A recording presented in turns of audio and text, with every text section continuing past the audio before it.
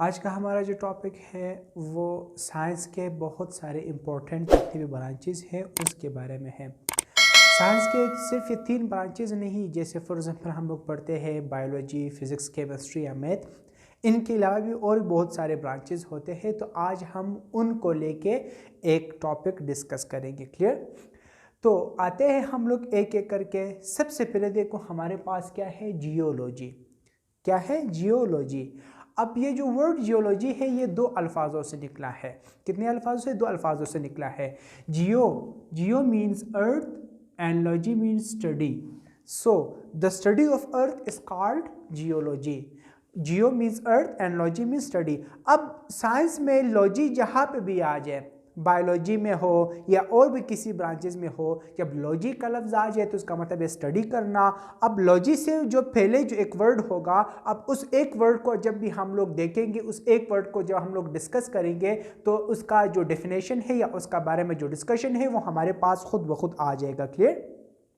तो जैसे for example हम लोगों ने आज अभी देखा geology. So Jio means earth and logy means study. So the scientific study, the study of earth, that is called geology. अब इसके जो ब्रांचेस है वो डिटेल वो आप लोग खुद भी दे सकते हो। जैसे for example geology, the branch of science in which we study about the earth. The earth से अर्थ के बारे में पढ़ना। अब सिर्फ ये नहीं कि अर्थ का डेफिनेशन पढ़ना। क्लियर? अब अर्थ का कंपोजिशन, अर्थ का जो वो है इंटरनल या एक्सटर्नल, अर्थ की जितनी भी बनावट है, जितनी भी कंपोजिशन है उसके बारे में पढ़ना, क्या जो ना वो हम लोग जियोलॉजी के अंदर ही पढ़ते हैं। क्लियर? सेकेंड वन इज फिलोजी। अब लिविंग ऑर्गेनिज्म जितने भी है, लिविंग ऑर्गेनिजम्स का जो लैंग्वेज है उन लैंग्वेजेस के बारे में पढ़ना। अब होमोसेपियंस एक तरह की लैंग्वेज करते हैं जैसे हम लोग हैं इंसान में। अब हमारा जो वो है होमोसेपियंस एक ही तो है, लेकिन हर कंट्री के लोग अलग अलग उनकी अपनी ज़बान होती है। क्लियर? लेकिन जो सिर्फ इस लिविंग ऑर्गेनिज्म होमोसेपियंस के अलावा बाकी जितने भी लिविंग ऑर्गेनिज्म हैं उन सब का जो लैंग्वेज है वो एक ही जैसे होते हैं।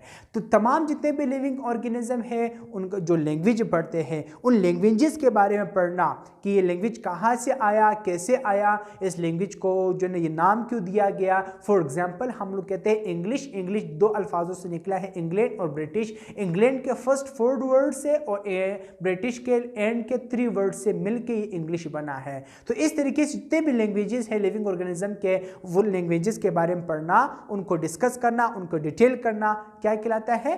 फिलोजी कहलाता है। क्लियर? नेक्स्ट थर्ड वर्ड हमारे पास क्या है? एपियोलॉजी। एपियोलॉजी क्या है? तमाम जितने भी बीज हैं उन बीज का एडेप्टेशन, उन बीज का स्ट्रक्चर, उन बीज का फंक्शन, उन बीज के ख़ास तौर पर जितनी भी एडेप्टेशन है वो उनकी जो सराउंडिंग के लिहाज से, उनका खाना पीना, उनका रहना सहना, उनकी डाइजेस्टिव, उनकी नर्वस सिस्टम, तमाम के तमाम बीज का जितना भी इंफॉर्मेशन है वो हम लोग किस चीज़ के अंदर पढ़ते हैं? एपियोलॉजी के बारे में पढ़ते हैं। So the word apiology has been derived from 2 words. Apio means bees and logy means study. So the scientific study is called apiology. Clear? Next हमारे पास क्या है? कार्डियोलॉजी। सेम इसी तरीके से ये भी 2 अल्फाजों से निकला है, cardio and logy. Card Greek word है जिसका मतलब है heart and logy means study. So card, heart, logy. Cardio means heart, logy means study. So heart को स्टडी करना, that is called cardiology. The branch of science and the branch of biology in which we study about the heart of living organism। तमाम जितने भी living organism है उनके heart के बारे में पढ़ना क्या कहलाता है? कार्डियोलॉजी कहलाता है। Is it clear? नेक्स्ट हमारे पास क्या है? साइनोलॉजी। तमाम जितने भी डॉग्स हैं, क्लियर, उनका जितना भी स्ट्रक्चर है, उनकी जितने भी फैमिलीज है, उनका जितना भी मतलब जितने भी बहुत सारे डॉग्स हैं, बहुत सारे अकसाम हैं, बहुत सारे टाइप्स हैं, उन सब के बारे में पढ़ना, चाहे उनका स्ट्रक्चर हो, उनका फंक्शन हो, उनके एडेप्टेशन हो, उनके हैबिटेशन हो, उन सब के बारे में पढ़ना क्या कहलाता है? Cynology. So the study of dogs, that is called cynology. Clear?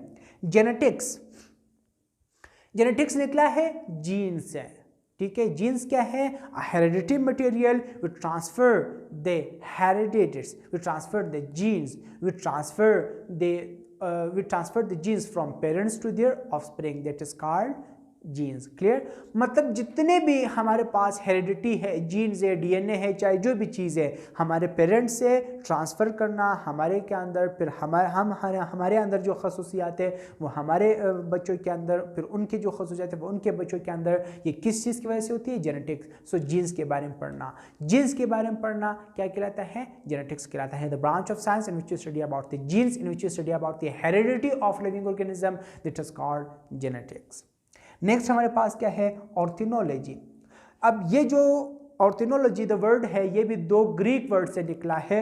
ऑर्थोनो means birds, ology means study, birds को स्टडी करना, क्लास एव्स जिसे बोलते हैं। क्लियर, उड़ने वाले जितने भी बर्ड्स हैं उन बर्ड्स के बारे में पढ़ना, उनके एडेप्टेशन क्या है, उनके स्ट्रक्चर क्या है, उनके फैमिलीज क्या है, इन सब चीज़ों के बारे में पढ़ना क्या कहलाता है?